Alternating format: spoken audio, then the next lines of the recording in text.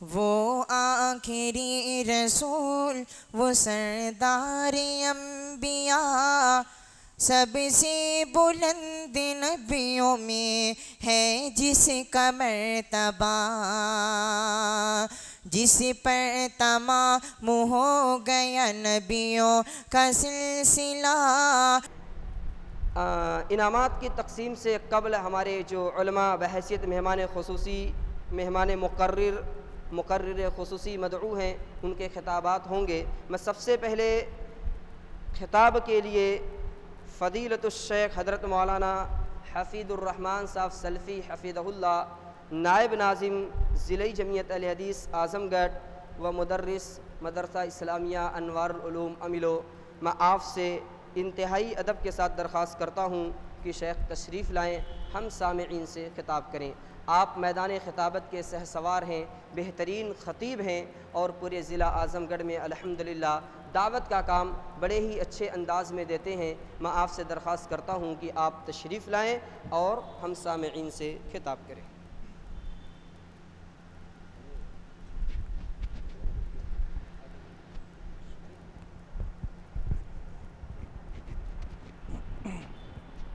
السلام علیکم ورحمۃ اللہ وبرکاتہ۔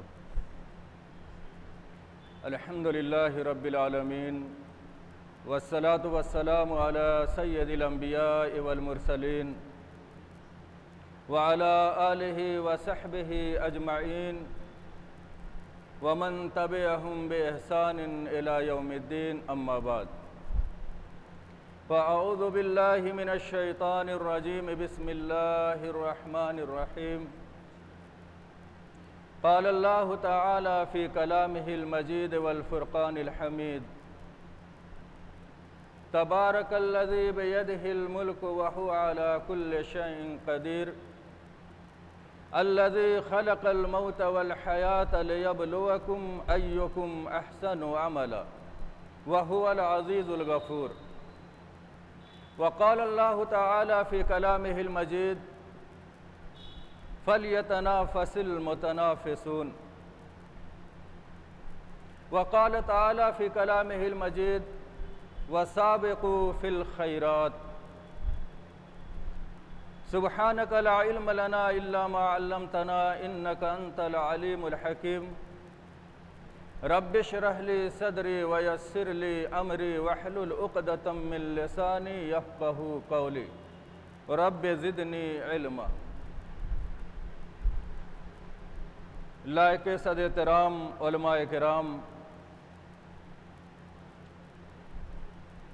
بزرگان قوم و ملت، نوجوانان ملت اسلامیہ، گلشن اسلام کے طیور خوشنما پیارے بچوں،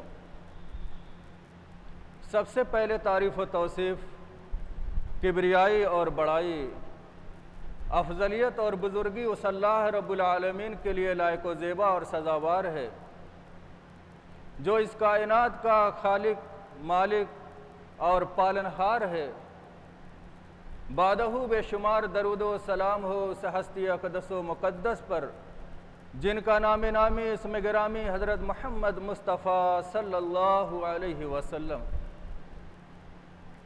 برادران اسلام، یہ جو مسابقہ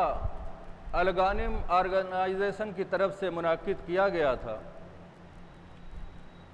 سیرت صحابہ و صحابیات کے موضوع پہ، اور مختلف تنظیمات اور جمعیات کی طرف سے مختلف اوقات میں جو یہ مسابقے کرائے جاتے ہیں، الگ الگ موضوعات پر، کبھی قرآنی سورتوں کو یاد کرنے کے لیے، کبھی نماز میں پڑھی جانے والی اور دیگر دعاؤں کو یاد کرنے کے لیے، اور کبھی سیرت کے موضوع پر سیرت النبی کے نام سے، اور کبھی سیرت صحابہ و صحابیات کے نام سے۔ تو اس سلسلے کو سامنے رکھتے ہوئے میں نے آپ کے سامنے قرآن مقدس سے انہی آیات کا انتخاب کیا ہے جس کے اندر اللہ رب العالمین نے اپنے بندوں کو مسابقے کا مزاج دیا ہے۔ پہلی آیت کریمہ میں نے آپ کے سامنے تلاوت کی، جو سورہ ملک کی ابتدائی آیت ہے، جس کے اندر اللہ رب العالمین نے پہلے اپنی قدرت، اپنی طاقت، اپنے پاور کو بتاتے ہوئے فرمایا کہ تبارک الذی بیدہ الملک وہو علی کل شیء قدیر۔ اس کے بعد اللہ نے ایک ایسی اپنی صفت بیان کی کہ جو کسی کے معبود اور اللہ ہونے کی سب سے بڑی دلیل ہوتی ہے کہ الذی خلق الموت والحیات، اللہ وہ ذات ہے جو موت و حیات کو پیدا کرنے والا۔ پھر اللہ رب العالمین نے زندگی اور موت کا مقصد بیان کرتے ہوئے فرمایا کہ لیبلوکم ایکم احسن عملا، تاکہ وہ تم کو آزمائے کہ تم میں سے عمل کے اعتبار سے بہتر کون ہے۔ اب یہاں پر اللہ نے آزمانے کا ذکر کر کے امت کے افراد کو، اپنے بندوں کو یہ مزاج دیا ہے کہ تمہارے اندر عمل صالح کے لیے اور عملی میدان میں اترنے کے لیے، اللہ کی رضا کو حاصل کرنے کے لیے اور اس کے رسول حضرت محمد صلی اللہ علیہ وسلم کی اطاعت و فرمانبرداری میں ایک دوسرے سے مسابقے کا مزاج پیدا کرنا چاہیے۔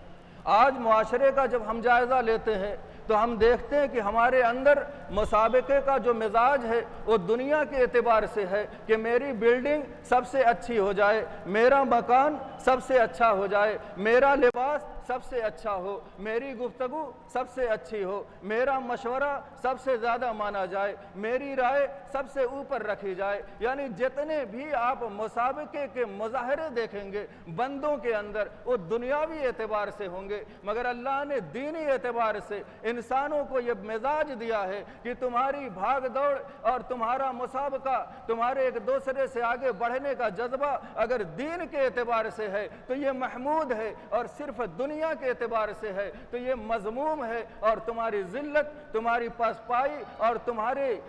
پسماندگی کا یہ سبب بن سکتی۔ اور یہ امت کا بہت بڑا اس وقت فتنہ بنا ہوا، ہر شخص اس بات پر ایڑی چوٹی کا زور لگائے ہوئے ہے کہ میں سب سے اچھا مانا جاؤں۔ اس وقت کا اگر زبان حال سے آپ نعرہ پوچھیں کہ نعرہ کیا ہے اس وقت کا، تو ہر شخص کا نعرہ یہ ہے کہ میں سب سے اچھا، سب مجھ سے برے۔ جبکہ قرآن نے مزاج کیا دیا، فَلَا تُزَكُّوا أَنفُسَكُمْ، تم اپنے آپ کو دوسرے سے پارسا مت سمجھو۔ اور قرآن نے مزاج یہ دیا صحابہ کو سامنے رکھ کر کے، جن کی سیرت پر یہ مسابقہ کیا گیا کہ وَيُؤْثِرُونَ عَلَىٰ أَنفُسِهِمْ وَلَوْ كَانَ بِهِمْ خَصَاصَةٌ، وہ اپنی ضرورت پر اپنے دوسرے بھائی کو ترجیح دیتے ہیں، اپنی ضرورت کو بالائے طاق رکھ کر اپنے دوسرے بھائی کے حالات کو اپنے سامنے رکھ کر کے اس کو فوقیت دیتے ہیں۔ اور اسی لیے جب ہم سیرت صحابہ کو دیکھتے ہیں تو ایسے ایسے واقعات ملتے ہیں کہ آج کے دور میں ویسے واقعے کا رونما ہونا ایک ناممکن سی چیز نظر آتی ہے۔ آپ نے خطبہ واعظین سے سنا ہوگا، ایک جنگ کے اندر ایک صحابی نے جو نڈھال اور زخمی تھے انہوں نے صدا دی کہ مجھے پانی چاہیے۔ ایک صحابی پانی لے کر کے اس کے پاس دوڑے، جب پانی لے کر کے اس کے پاس پہنچے ابھی وہ پیالے کو اپنے لبوں سے لگانے ہی والے تھے کہ تب تک دوسری طرف سے آواز آئی پانی۔ انہوں نے پانی کو اپنے ہونٹ سے ہٹایا اور کہا کہ پہلے میرے اس بھائی کو پلا کے آؤ جس نے ابھی پانی کی صدا دی ہے، مجھ سے زیادہ وہ مستحق ہے۔ دوسرے کے پاس صحابی لے کر کے پہنچے، ابھی وہ پینے ہی والے تھے کہ ایک تیسری آواز آئی کہ پانی۔ یہ صحابی جنہوں نے اپنے پینے کا بھی ارادہ کیا تھا کہا کہ نہیں، مجھ سے پہلے میرے اس بھائی کے پاس لے جاؤ۔ جب اس صحابی رسول جو پلانے والے تھے جب وہ پیالہ لے کر کے تیسرے کے پاس پہنچے تو ان کی روح کف سے انصری سے پرواز کر سکی۔ جب واپس پلٹے تو دوسرے صحابی کی بھی روح نکل چکی تھی، جب پہلے صحابی کے پاس پہنچے تو ان کی بھی روح نکل چکی تھی۔ سب نے اپنی جان آفری کے حوالے کر دیا، مگر کسی نے اپنی ضرورت کو اپنے دوسرے بھائی کی ضرورت پر فوقیت نہیں دی۔ سب پیاسے دنیا سے چلے گئے مگر اپنے مفاد پرستی کا مزاج ان کے اندر پیدا نہیں۔ اسی طریقے کا ایک واقعہ کہ جس طریقے سے آج ہمارا مزاج بنا ہوا ہے کہ ہم صرف اپنے خود غرض ہوتے جا رہے ہیں، اپنی ضرورت اور ذاتی مفاد کو پیش نظر ہم رکھنے لگے ہیں، قومی مفاد کو ہم نے بالائے طاق رکھ دیا ہے۔ ایمان و عمل کے اندر علامہ عبدالرؤف صاحب جھنڈا نگری علیہ الرحمہ نے یہ واقعہ نقل کیا کہ ایک مسجد کے اندر ایک عابد و زاہد شخص کو جو اپنے محلے کے اندر बड़े नेक तीनत, बड़े बुजुर्ग और बड़े पारसा माने जाते थे, उनको कसरत से इस्तिगफार करते हुए देखा गया। लोगों ने सवाल किया कि आप तो नेक हैं, आप बेहतरीन आदमी हैं, आप हमारे मुआशरे के अच्छे आदमी हैं, आप वाली सिफत हैं, आखिर आप इतना इस्तिगफार किस बात पे करते हैं? तो उन्होंने कहा कि मुझे इस बात पर इतना ज़्यादा इस्तिगफार करना पड़ रहा है कि एक मर्तबा मैंने अल्हम्दुलिल्लाह कह दिया था। लोगों को बड़ा ताज्जुब हुआ कि अल्हम्दुलिल्लाह कहना तो ये बहुत बड़ी नेकी है, फिर इसके कहने पर इस्तिगफार की क्या ज़रूरत? आप हमें पूरा वाक़या सुनाइए। तो उन्होंने बतलाया कि एक मार्केट के अंदर मेरी दुकान थी, जहाँ बहुत सारी दुकानें थीं। एक मर्तबा खबर आई कि मार्केट में आग लग गई है और दुकानें जल गई हैं। मैं बेसाख्ता अपने घर की तरफ से दुकान की तरफ भागा। अभी रास्ते ही में था कि आने वाले एक शख्स ने खबर दी कि आपकी दुकान को कोई नुकसान नहीं हुआ। मैंने फ़ौरन कहा अल्हम्दुलिल्लाह, और वहीं से मैं वापस अपने घर चला आया। रात को मैं बिस्तर पे जब गया और जब मैं सोया और दिन भर के अपने औकात का एहतसाब किया और एहतसाब नफ्स का जब जज्बा मेरा जागा, मैंने सोचा तो मैंने गौर किया कि मैंने बहुत बड़ा गुनाह किया है अपनी दुकान के बच जाने पर अल्हम्दुलिल्लाह कहने से। बल्कि मेरा इंसानी फरीज़ा ये था कि मुझे मार्केट तक जाना चाहिए था, मेरे उन भाइयों की ताज़ियत करनी चाहिए थी जिनकी दुकानें जली थीं, जिनका नुकसान हुआ था। मुझे अपनी दुकान बच जाने पर इतनी खुशी हुई कि मैंने अल्हम्दुलिल्लाह कहा और लौट करके मैं वापस अपने घर आ गया। मैंने ये ज़ाती मफाद पर मैंने तवज्जो दी, मैंने अपने भाइयों का पुरसा नहीं किया, मैंने उनका ख्याल नहीं किया। मुझे जाना चाहिए था मार्केट तक, उन लोगों के पास भी जाना चाहिए था जिनका नुकसान हुआ था, जिनकी दुकानें जली थी, मगर मैंने अल्हम्दुलिल्लाह कह करके जो वापसी की, तो मुझे आज तक ये एहसास है कि मैंने बहुत बड़ा गुनाह किया। और यही सोच सोच कर मैं रोज़ाना कसरत से इस्तिगफार करता हूँ कि अल्लाह रब्बुल आलमीन मुझे माफ़ कर। तो ये अल्हम्दुलिल्लाह कहने पर मैं इस्तिगफार करता। उन्होंने ये एहसास दिलाया कि समाज में रहने के लिए, मुआशरे में रहने के लिए आजकल जिस तरीके से लोग ज़ाती मफाद को तरजीह देते हैं, ये इस वक्त का बहुत बड़ा फितना बन गया। अक्सर उलमाए अहले हदीस के स्टेज से अकीदे के बाब में जो कोताहियाँ हैं, जो गुमराहियाँ हैं, उसी पे अल्हम्दुलिल्लाह तबसरा होता। और ये हमारा खासा है, हमारी पहचान है मसलक अहले हदीस की। मगर अमली मैदान में आए तो एक इस वक्त का बहुत बड़ा फितना ये है कि बड़े अच्छे अच्छे लोग, उलमा का तबका हो, आबिदो जाहिद लोगों का तबका हो, समाज के उमरा और रोऊसा का तबका हो, अगर देखा जाए तो अक्सर लोग ज़ाती मफाद को तरजीह देते हैं। और इसी वजह से मुआशरे में गुरूबंदी और आपस में तनाज़ो और बहुत सारी मुख्तलिफ कमेटियाँ और ग्रुप वजूद में आते चले जाए। और ये बहुत बड़ा फितना। सहाबा ने कभी भी कौमी मफाद पर ज़ाती मफाद को तरजीह नहीं दी, उन्होंने हमेशा कौमी मफाद को अपने सामने रखा। ऐसे ऐसे वाक़यात सहाबा के हमारे सामने हैं कि हज़रत अली रज़ियल्लाहु ताला अन्हु एक मर्तबा एक काफिर को जंग में ज़ेर करके पटक कर उसके सीने पे चढ़ गए, करीब है कि उसकी गर्दन उतार दे। इतने में काफिर ने हज़रत अली रज़ियल्लाहु अन्हु के चेहरे पे थूक दिया। हज़रत अली ने उसको वैसे ही छोड़ा और छोड़कर अलग खड़े हो गए। उस काफिर को बड़ा ताज्जुब हुआ कि वो शख्स जो मुझ पर गालिब आ चुका था, करीब था कि मेरी गर्दन उतार देता, मगर मैंने थूका तो अब उसने मुझको छोड़ दिया। होना तो ये चाहिए था इंसानी फितरत के तकाजे के एतबार से कि और शिद्दत से मुझको कत्ल कर देता और बेरहमी से मुझको मार देता, मगर ये तो मुझको छोड़ के अलग हो गया। उठा और पूछा कि आय अली, आखिर वजह क्या है कि जब तुम मुझको मारने के करीब थे, मुझको बिल्कुल जिंदगी से आज़ाद ही करने वाले थे, कि जब मैंने थूक दिया तो तुमने मुझे छोड़ दिया और मुझ पर गुस्सा आना चाहिए था। आखिर इसकी वजह क्या है? हज़रत अली ने ऐसा तारीख साज जवाब दिया और ऐसा जुमला कहा कि अगर उसके सोने के कलम से भी लिखा जाए तो उसका हक अदा ना हो। उन्होंने कहा कि मैं अल्लाह के लिए तुम्हें कत्ल कर रहा था, अब जब तुमने मेरे चेहरे पे थूक दिया तो मुझे गुस्सा आया है। अब अगर मैं तुम्हें मारूंगा तो ये मेरी जाती गरज की वजह से कत्ल होगा, और इससे पहले मैं तुझे मारता तो मैं तुझे अल्लाह की राह में मारता, अल्लाह का दुश्मन समझ के मारता तो मैं अजर का मुस्तहिक होता। अब मैं मारूंगा तो जाती गरज की वजह से मारूंगा, मैं अजर का मुस्तहिक नहीं। ऐसी तरबियत अल्लाह के नबी ने सहाबा की थी। और सीरत सहाबा और सहाबियात کے نام پر یہ مسابقہ کرا کر کے بچوں کے اندر ایسا ہی جذبہ پیدا کرنے کی ایک کوشش ہے الغانم آرگنائزیشن کی کہ یہ بچے جو مستقبل کے ہمارے قوم کے معمار بنیں گے، جو مستقبل میں معاشرے کا ایک حصہ ہوں گے، جو کل کے آنے والے کل میں ہماری مسجد کے متولی، مدارس کے ذمہ دار، جمعیات کے ذمہ دار بنیں گے، تو ان کے اندر صحابہ جیسی صفات کا پیدا کرنا ضروری ہے۔ تو آج معاشرے کے اندر ہم دیکھتے ہیں دنیاوی اعتبار سے الحمدللہ ہمارے بچوں کی معلومات اتنی اعلیٰ ہے کہ آپ کرکٹ ٹیم کے کرکٹروں کے نام پوچھئے، بالخصوص ایسے مشکل نام کے جن کو کمنٹیٹر بھی نہ کہہ پائے، وہ بچے ہمیں بتا دیں گے۔ دنیاوی اعتبار سے اپنے اپنے میدان میں جو مشہور شخصیات ہیں ان سارے لوگوں کے بارے میں ہمارے بچوں کی معلومات بڑی اعلیٰ سے اعلیٰ تر ہے، مگر جب صحابہ کے بارے میں پوچھا جائے کہ یہ فلاں صحابی کے والد کا کیا نام ہے، یہ فلاں صحابیہ کس کی ماں ہے، ان صحابہ میں سے ان صحابہ کا نبی سے کیا رشتہ ہے، ان صحابیہ کا نبی سے کیا رشتہ ہے، تو ہمارے بچوں کی معلومات یہاں تک کہ ہمارے بڑوں کی بھی معلومات زیرو کے برابر ہو جائے۔ حتیٰ کہ ایک واقعہ ایسا بھی ملتا ہے کہ مدرسے میں پڑھنے والے بچے کے پیپر میں بھی آ گیا تھا کہ حضرت عروہ اللہ کے نبی کے حضرت عائشہ کے کیا لگتے تھے، تو اس شخص کو معلوم نہیں تھا جو امتحان دینے والا بچہ تھا، مگر اس نے اجتہاد اور قیاس کیا کہ عروہ میں تائے تانیث آئی ہے، تو اس نے اندازہ لگایا اور کہا کہ حضرت عائشہ کی بہن تھی، جبکہ عروہ بن زبیر یہ مذکر کا نام ہے،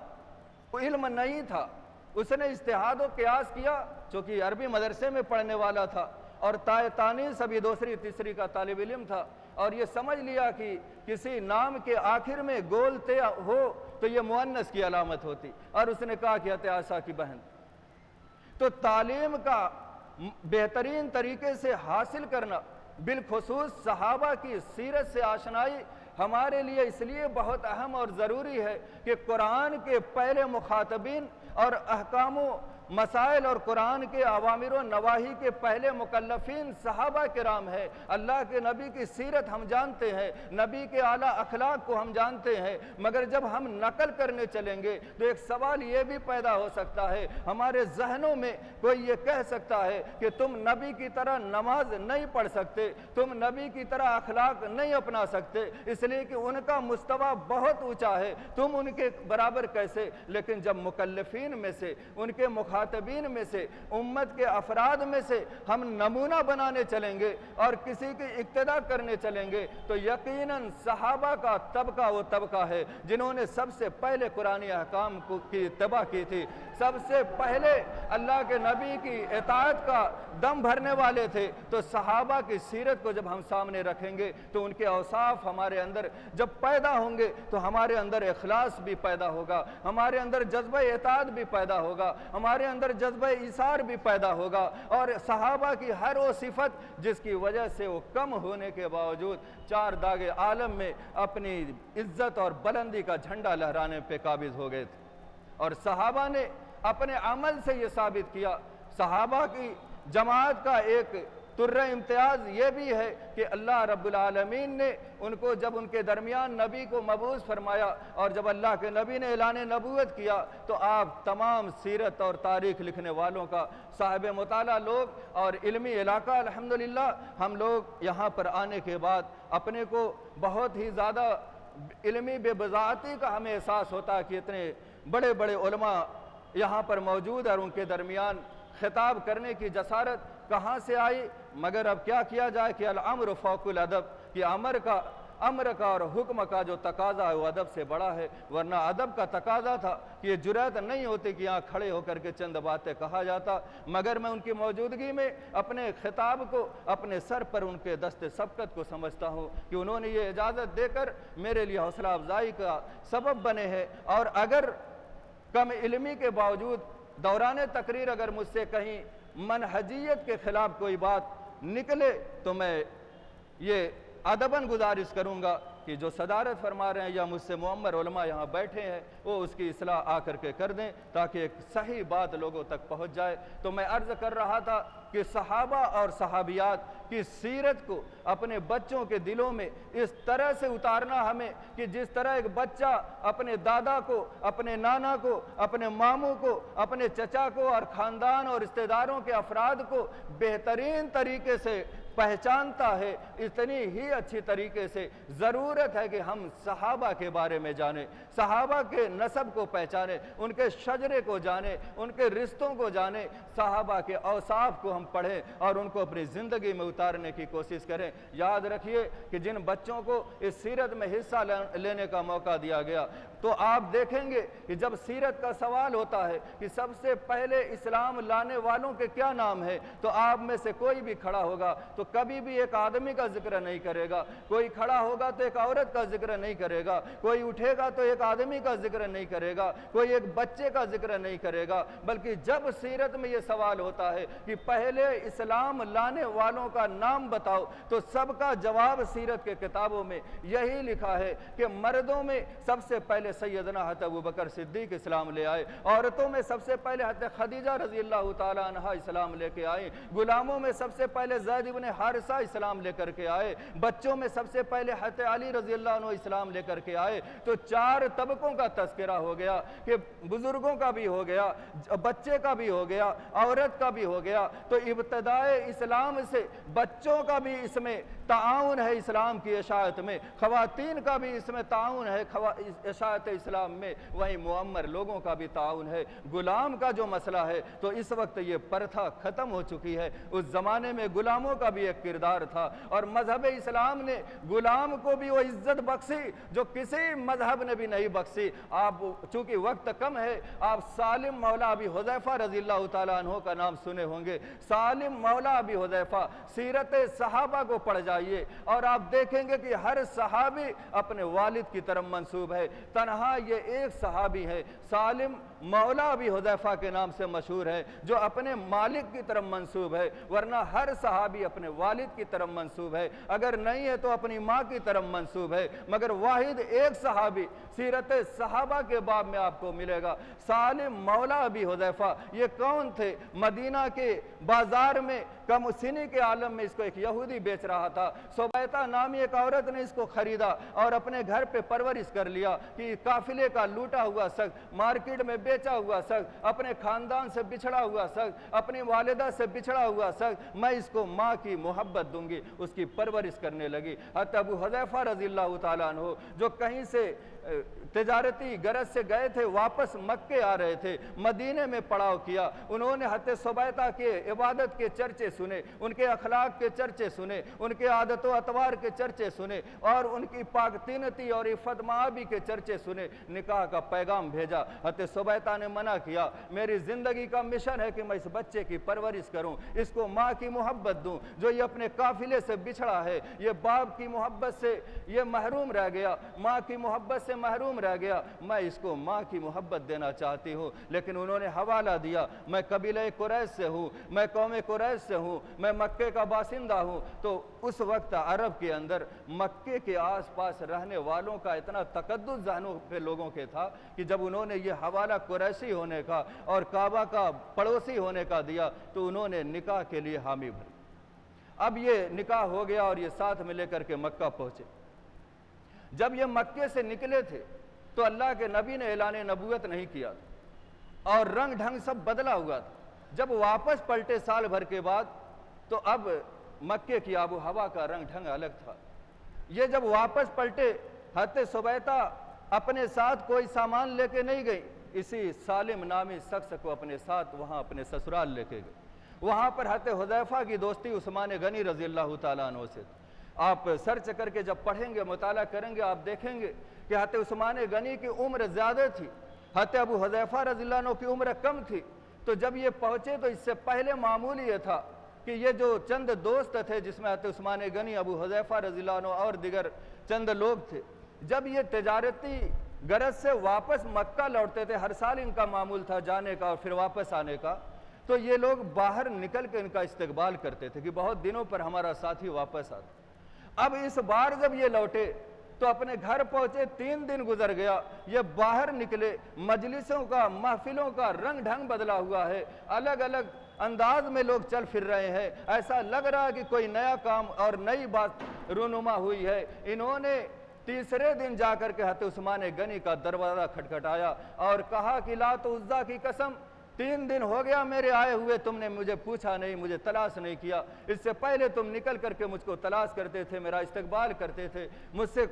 خوش دلی کے ساتھ ملتے تھے، اس بار آخر ماجرا کیا ہے؟ جب لات و عزیٰ کی قسم کئی بار کھائی، حضرت عثمان غنی نے غصے میں دروازہ بند کر لیا اور کہا جاؤ اپنے لات و عزیٰ کے پاس۔ کہا عثمان غنی لات و عزیٰ سے اتنی دشمنی کیوں؟ تم بھی تو ان کی قسمیں کھایا کرتے تھے۔ کہا ہاں میں نے ان کو چھوڑ دیا ہے، اب میں صرف اللہ کو مانتا ہوں، میں نے محمد صلی اللہ علیہ وسلم کے اسلام کو قبول کر لیا ہے، ان کے کلمے کو میں نے پڑھ لیا ہے۔ تو کہا کہ مجھے بھی بتلاؤ وہ کیا مسئلہ ہے؟ کہا ابو حذیفہ ذرا سوچو، تم کم عمر ہو پھر بھی میں نے تمہیں اپنا دوست بنایا، صرف اس لیے کہ تم معاملہ فہم ہو، تم دور اندیش ہو، تم ذہین ہو، تم چالاک ہو، تمہارے اندر سمجھ بوجھ افہام و تفہیم کا اچھا مادہ ہے، اس لیے میں نے تمہیں اپنا دوست بنایا۔ تم ذرا سوچو کہ جن معبودوں کو اب تک ہم پوج رہے تھے، یہ معبود تو ہم نے خود بنائے ہیں، جو ہمارے بنائے جانے کا محتاج ہو وہ ہماری بگڑی کیسے بنا سکتا ہے؟ حضرت ابو حذیفہ کہتے ہیں یہ معمولی سا نکتہ جو اتنی چالاکی اور عقل مندی کے بعد